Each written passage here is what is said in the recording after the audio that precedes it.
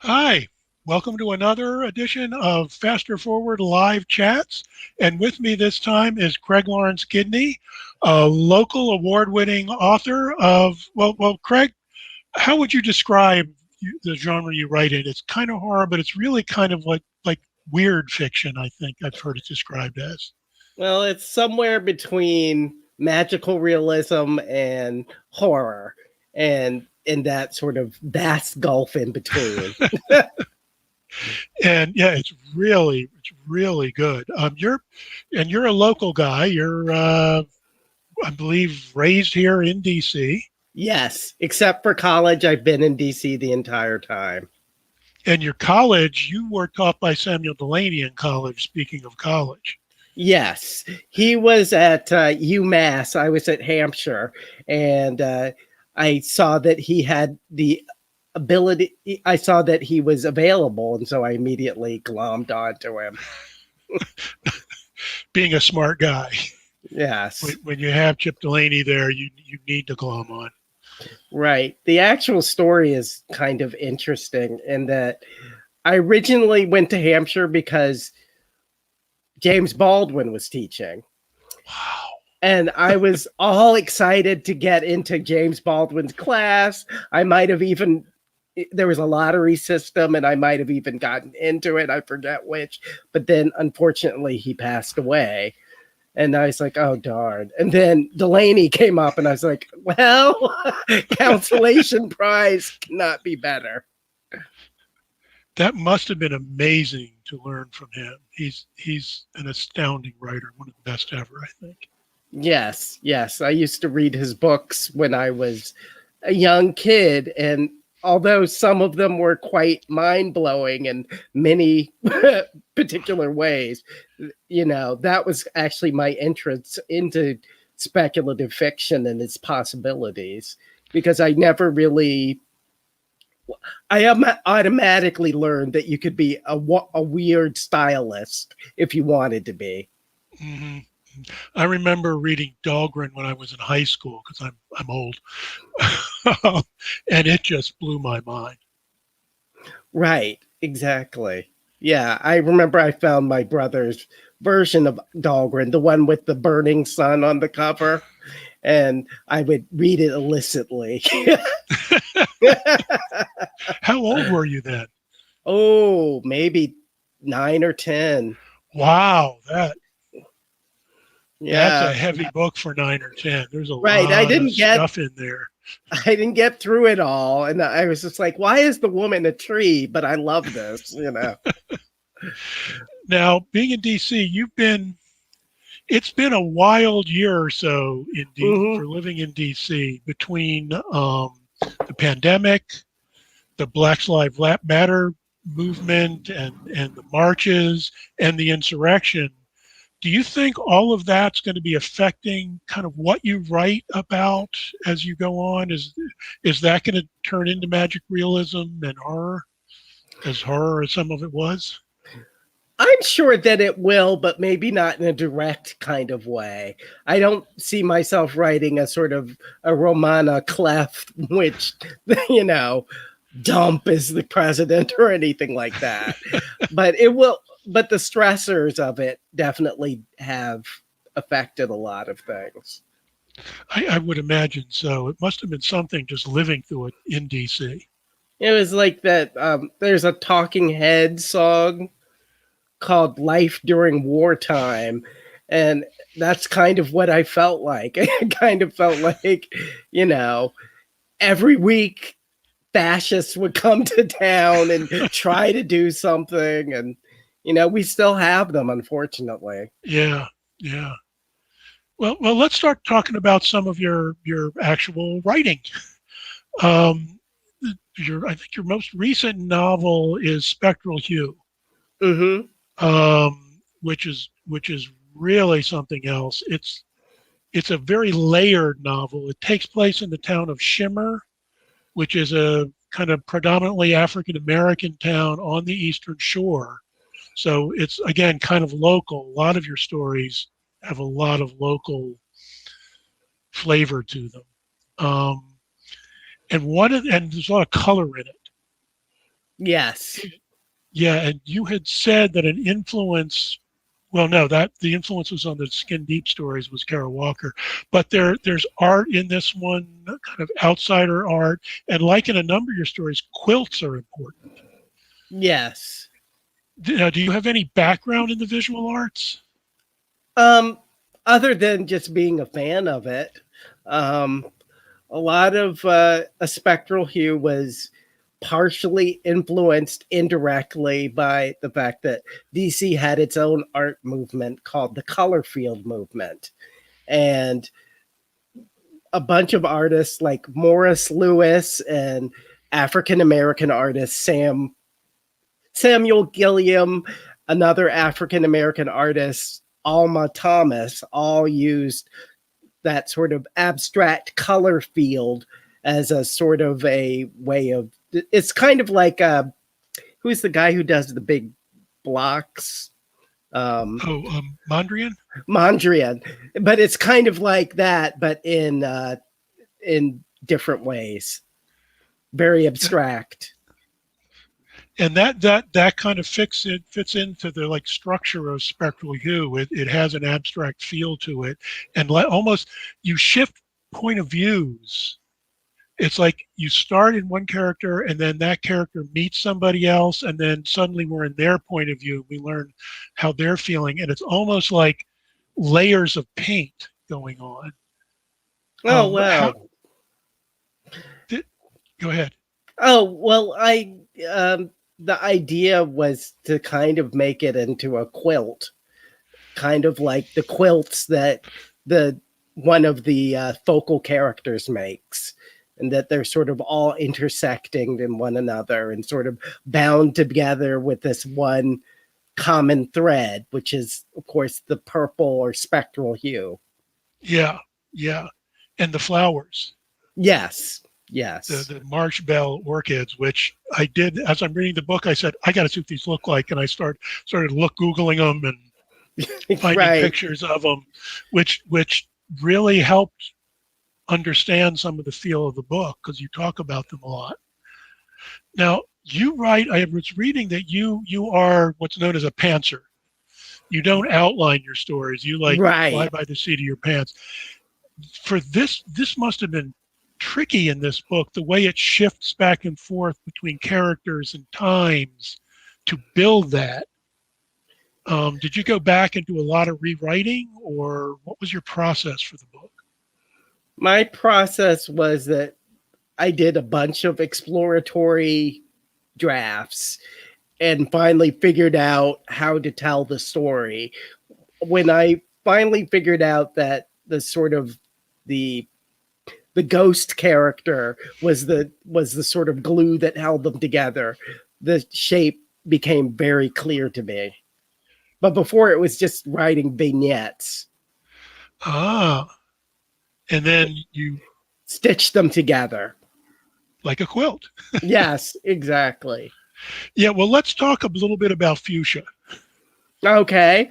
who's the ghost character that weaves through it. We eventually find out who she really is, going Mm-hmm. back to when she was enslaved, and you go through the history of that, and the way you build that through it and build up to that, I found really, really well done.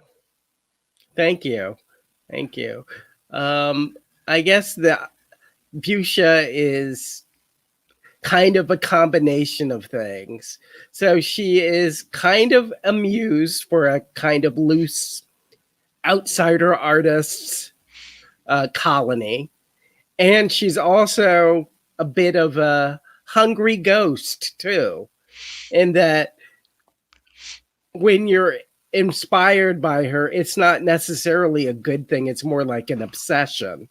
And that was one of the things that I sort of wanted to express, which is that the act of creation is sometimes not always, it's not always a pleasant thing. Let's put it that way.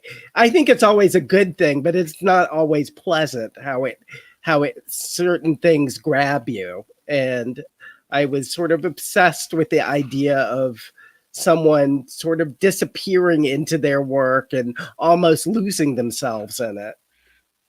Yeah, yeah, and we see that with a number of the people in the book. Now, Xavier is the first person we meet in it who's an academic Hmm. that goes to the town to research for a paper, and he's a really interesting character. Is he based on anybody? Is he? He's more or less, I'd say both characters, Link and Xavier, are kind of loosely based on people who I know. And particularly with him, I'd say my entire family, in fact, my older brother is an academic. And so I kind of based that experience on him.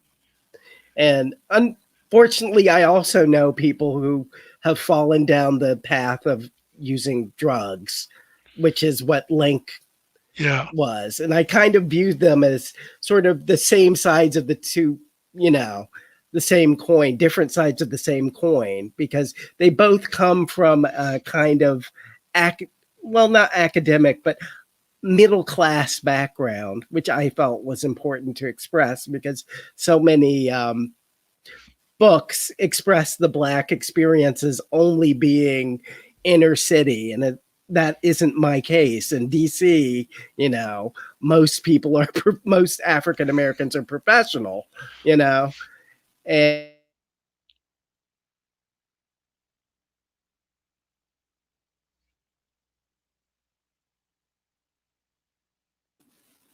oh, okay.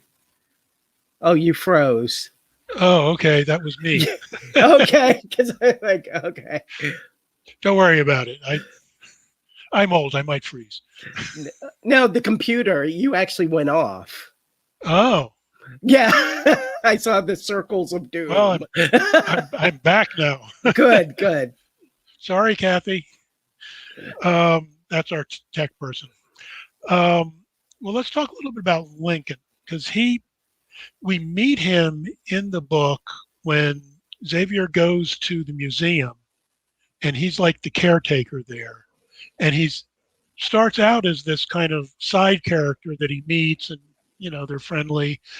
And then I think it's the next chapter is from Lincoln's point of view. We start learning his background and his story, which, like you said before I froze, is one that happens. He gets caught with drugs and all that, and he's the one I think that leads us into the kind of the haunted house. Hmm. Yes. Um, to me, he's looking for something. He's sort of a drifter. He's been kind of banished from his family. Um, and he's sort of ripe for the reaping of being haunted.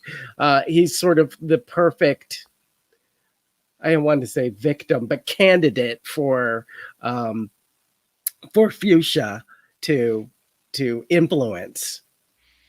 Hmm. So he's kind of like the catalyst for the story.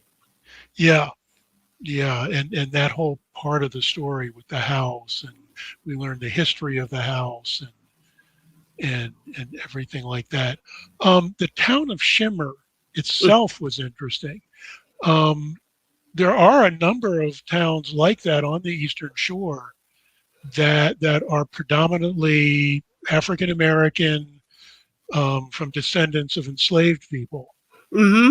What I drew on was the fact that there was a swamp, I think it's in Maryland, called the Great Dismal Swamp, where a lot of enslaved people would run to, and no one would go in it because it was viewed as being kind of too difficult to bother.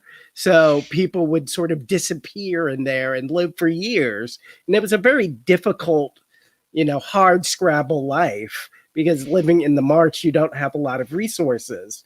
But it was better than being enslaved. And that comes out in the book because there's stuff as you go. Some of the stories go back in time, and you start seeing the people that were doing that, and it's very powerful stuff that you wrote there. Well, one of the things that I also was influenced by was Octavia Butler's Kindred. And one of the Yeah, things that is fascinating about, well, not fascinating, but is interesting, it's also set in Maryland, by the way. that's right. That's where the her ancestors are from. But she also, Butler decided to avoid the sort of Moonlight and Magnolias version of a gigantic plantation with thousands of slaved workers. And as it turns out, a lot of slavery owners, they had one or two slaves. And, it was, that's kind of what I wanted to do. I wanted to sort of make it an intimate slavery connection and show how screwed up that can be. Yeah, and you did it well. Now, I think it's time. Why don't we're going to have you do a little reading for us. Are you ready Yeah. to do it? Why don't we go ahead and have you do a little reading? Okay. I am going to read from my first collection, which is called Sea Swallow Me. And it's a story called Magpie Sisters. Sister Magpie was the greatest thief of all, greater than the crow or the fox.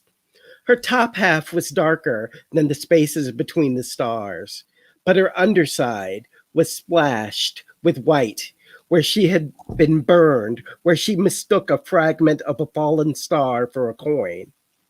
She was a true daughter of the night. On nights of the blue moon, she could shift her shape like all of animal kind could. In her human form, she was a black woman mantled in a robe of black feathers. A single stripe of white bisected her body, from the wild tufts of her hair, down her face, through her torso. You could see the things that she stole woven into a necklace. Bits of glitter, a thimble, the nib of a pin. Only a glimpse, though, before the moon hid behind sapphire-lined clouds. Then she was in bird form, off in the air, searching for brightness. Vonda tried to ignore the calling as she walked in Greenwich Village. The vendors set things out to tempt her. Wares on dirty blankets on the streets, DVDs, books arranged in neat stacks, empty perfume bottles, knockoff Hermes bags. I don't need any of this shit, she reminded herself. Her room in a Queens townhouse was overflowing as it was with knickknacks. She had enough earrings to open a shop herself. No. She quieted the urge with the mantras Celine, her counselor, had given her. I am strong and whole, she thought to herself, swimming through the crowds of hipsters in colorful t-shirts and gay boys in tighter versions of the same t-shirts. She had a new job, a crappy one, at a clothing store for a month. Her record was going to be expunged. No way was she going to mess it up again. But the calling was persistent. The calling was like a tickling behind the eyes, a feather-touched shiver. It quarreled in her ear, mocking and singing, just below comprehension. I am strong and whole, I am strong and whole, I am strong and whole. If she could just get home, call Celine. The necklace sparkled on the ground. Vonda had never seen its like before. A variety of weird things hung together between blue gemstone markers. Dice, a baby's tooth, the nib of a pen. She had to have it. The tickling behind her eyes became unbearable, as if a murder of crows were behind the mask of her face. Vonda stepped into an alley that stank of old cabbage and cat piss to get a good look at the vendor. Even though it was relatively warm outside, as it was mid-October, the vendor was so muffled up in scarves, fingerless gloves, and woolen caps that it was impossible to tell the gender. But after a moment where the squatting vendor was illuminated by streetlight, Vonda surmised that she was an Asian woman in overalls. The rest of her wares were interesting. Mishmash hodgepodge necklaces made of wire and trash. But the blue one, Vonda could taste it, feel it in her hands, against her neck. She hadn't felt like this in months. She stopped the useless tattoo of Celine's mantra. She would steal this one. She knew it in her bones and her blood. It would make her feel strong and whole. The vendor walked away, not visible from the slice of sight that Vonda was granted. Perhaps there was another customer. Vonda took the chance and stepped out from the stinking alley into the whir of foot and street traffic. She didn't see the vendor. She did, however, see a woman standing on the blanket. Like the vendor, the woman was ridiculously overdressed. She wore a coat of napped black wool that resembled feathers. Her hat was of the same couture, except when she turned, Vonda realized that it was her hair, not a knitted cap. She was nude beneath her robe. Her hair, her body, had a single stripe of white that went right down through the middle. It was a lightning strike, frozen against her dark, moist body. The black and white woman smiled. She held the beautiful necklace in her hand, offering it to Vonda.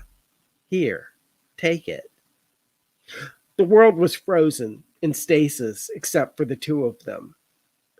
Vonda only had to make her choice and start the world again.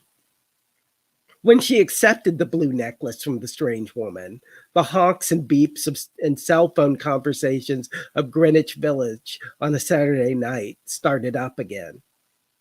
Vonda stuffed the stolen treasure into her jacket pocket. She swore she heard the flutter of wings above her. Looking up, she could see nothing. And that's it.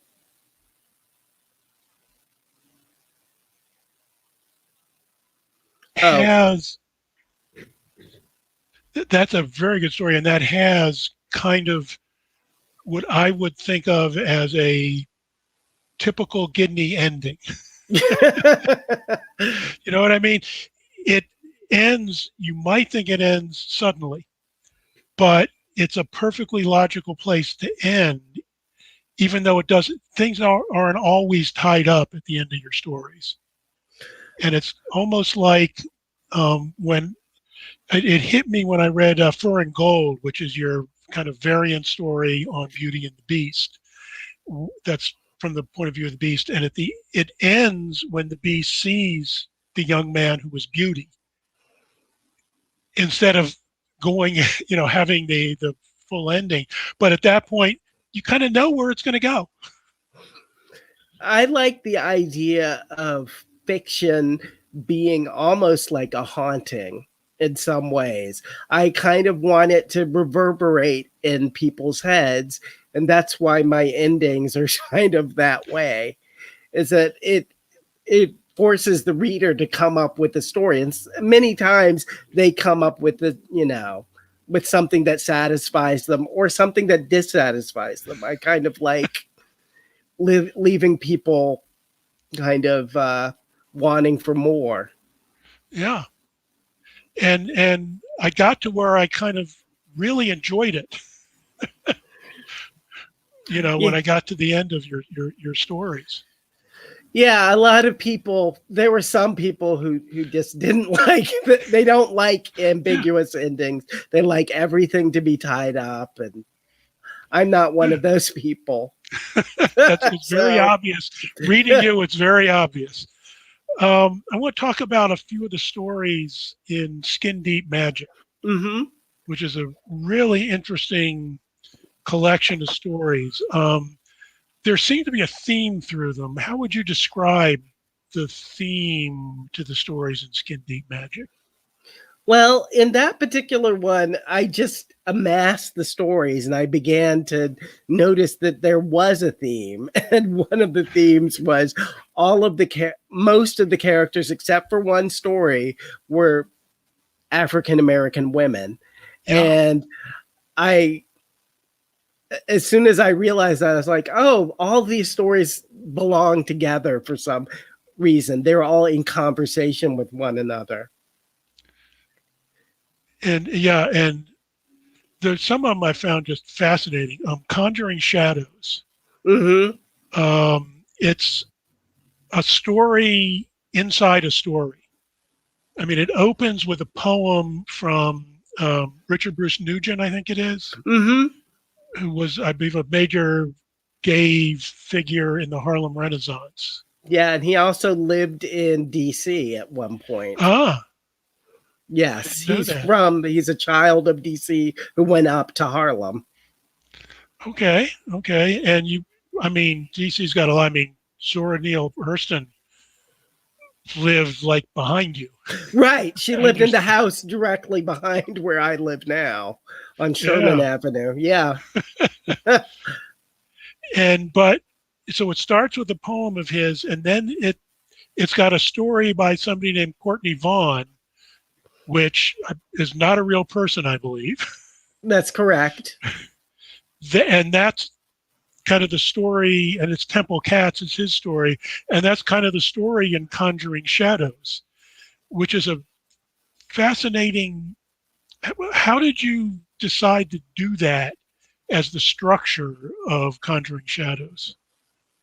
Um, well, I think I read a story by Richard Bruce Nugent, and the way that he structured it wasn't the same structure, but it was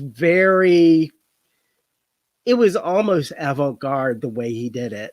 And it was almost like a piece of jazz music, and that it rose and swole and all that. Um, and I became interested in writing about objects and sort of the hidden history behind objects, because one of the sort of key, the MacGuffin, is this sculpture made by Courtney Vaughn, who wrote the story. And I love the idea of, is it a true story or isn't it? Which one is it? It's sort of Mhm. like this Borgesian sort of game that I like to play. And I got to tell you, one of the stories in Skin Deep Magic has one of my what has become one of my favorite characters in almost anything, who is Zoe Colrose. Okay. Where did she come from?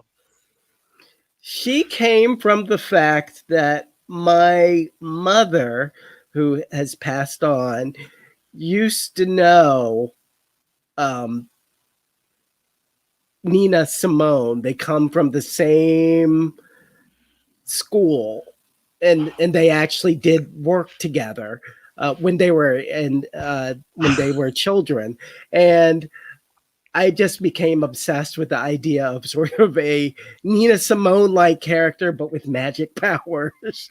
That's where that came from. So it's basically Nina Simone with a little bit of Billie Holiday thrown in there. Yeah, you blew my mind with, well, my mom knew Nina Simone. Yeah, she knew her when she was Eunice Wayman, because that wasn't Wow. her born name. Yeah. Wow. Sorry, my mind's got to wrap itself around that. Um, and there's other stories in there that are so good. The Victorian one, Mm-hmm. Death of Two Maidens, about a young black girl in Victorian times. Yeah, that one is actually written for an anthology, but it wasn't ultimately taken. And it was, I believe, a Datlow one called Victoria's Spellbook. And she didn't take it, but I liked the story anyway. And I loved doing the sort of research for it and discovering opium dens and things like that. And as it turns out, they whitewash history an awful lot. And there actually were plenty of Black Victorians in London. Yeah. And, you know, it's they have a different relationship with race there than they do here. But it's I just found that absolutely fascinating.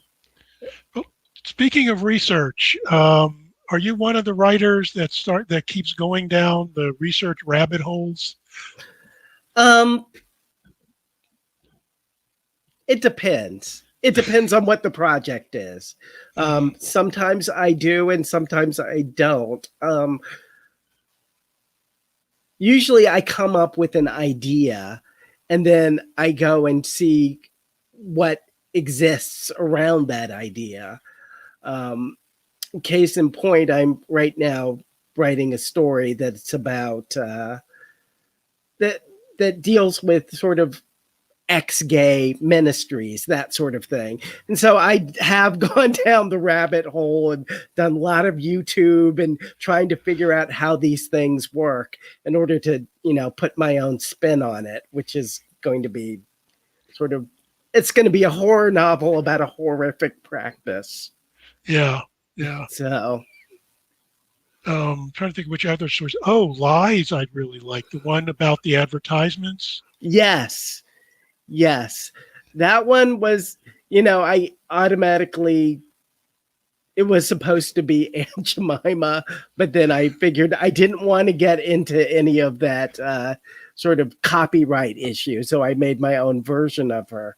And I just felt like that one was actually inspired by, I went to Clarion West, and someone unfortunately had a story that was racially insensitive. And so I immediately went down and wrote that story as a response.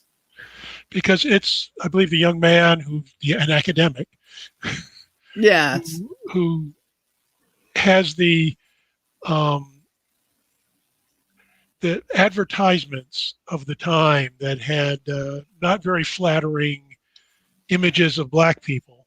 Yes. For various products like hair straighteners and things like that in his apartment, and the characters start coming out of the advertisements. Yeah, they start coming out of the advertisements, and then there are different types of, some of them I think are actually sinister in some way. So there's the lie straightening hair, because with African American hair, you have to straighten it, you have to put these chemicals that are really toxic in order it. And so you kind of have to destroy the hair in order to straighten it. The structure of the hair. And yet that's what's considered to be professional hair, which I think is, you know, disgusting. So we'll talk a little bit about background and process while we still have some time.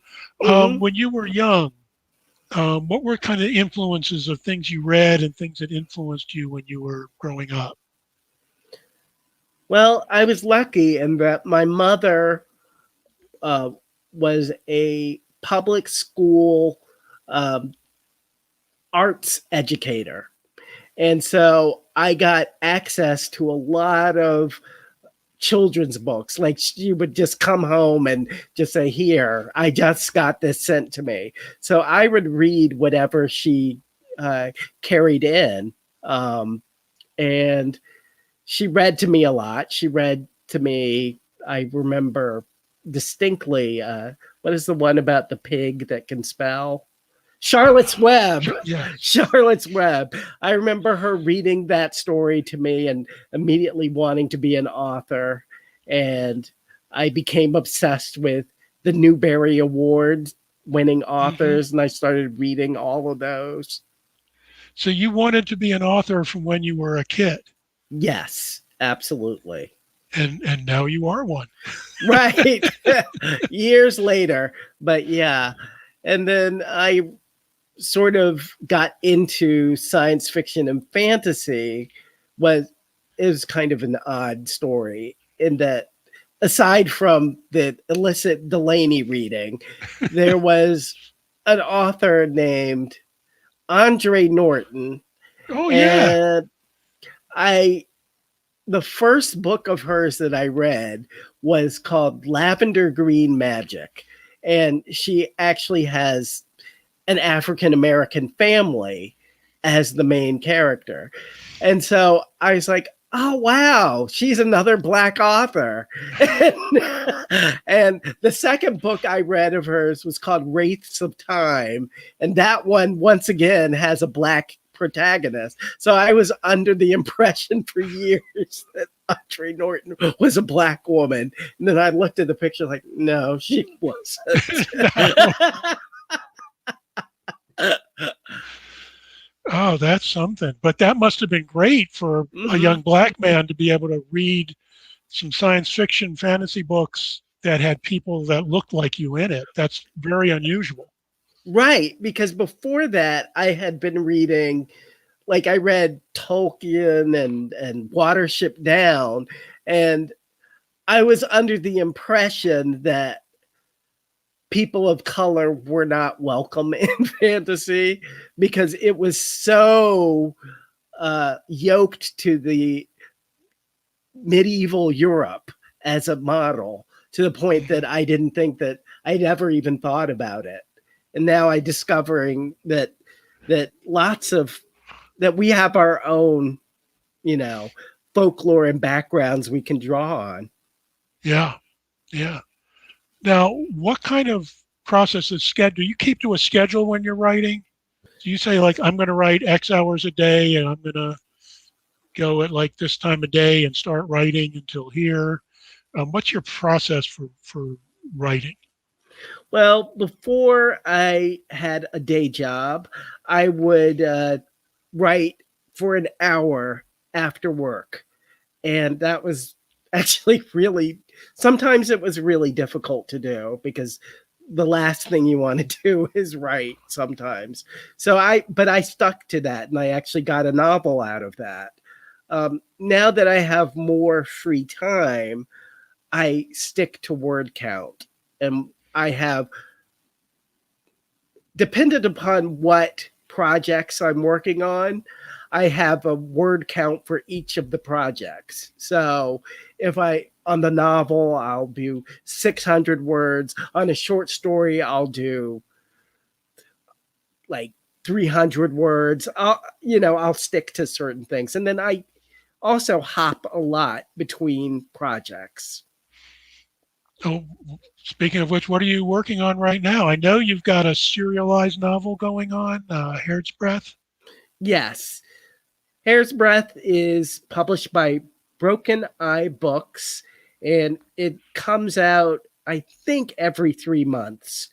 And it's basically my sort of spin on Rapunzel, but it's darker and it deals with black hair politics.